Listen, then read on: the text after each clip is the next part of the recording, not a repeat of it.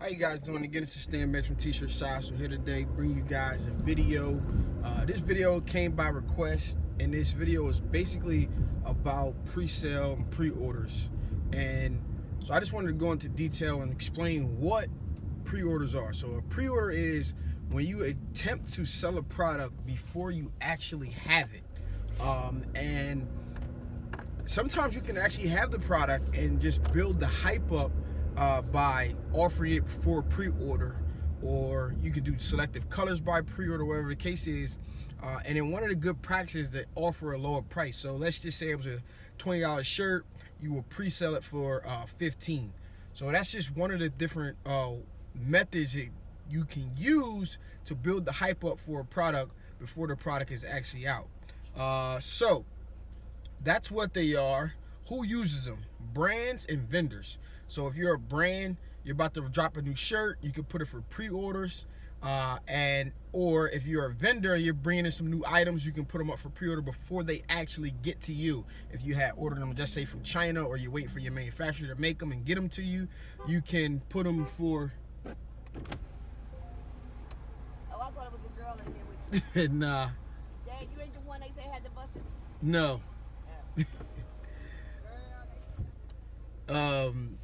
Yeah, that just messed the whole video up. But anyway, so if you're a brand or a vendor that, you know, you're waiting for your manufacturer to send them to you, and then you can start to build up some money as well.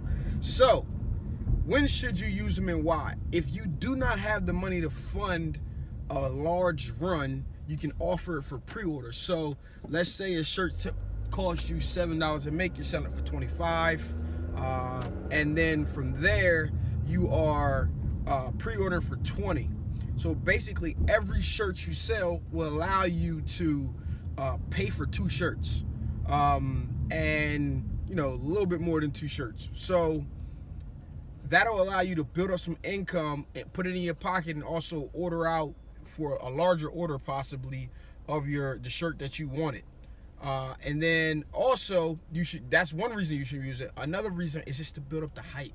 You know what I mean? Or if you do a pre-sale 10 of 10, I will only be making 10 of these.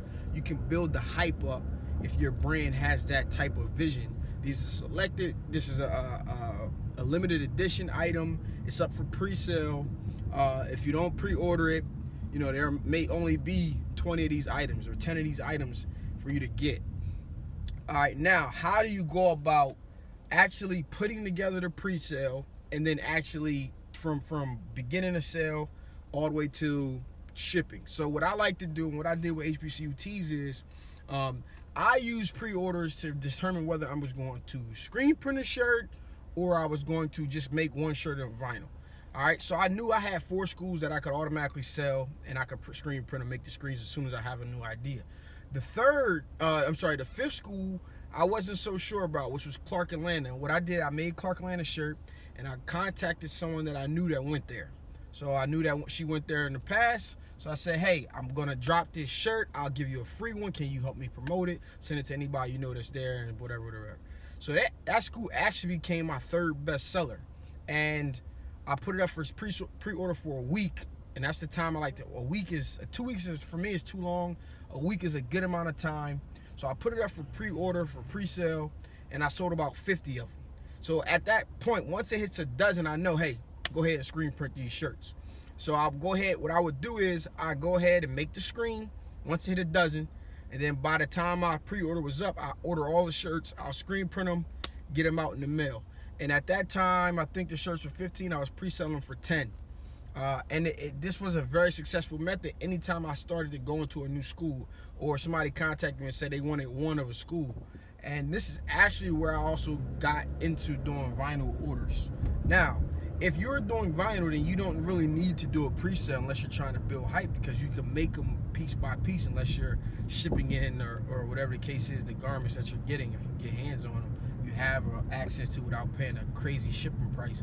You can go ahead and make the items actually to order, which may be a good thing as well, because you can get them out faster. But pre-sale, 2 reasons to use pre-sales: to build the hype or to build up the income to start.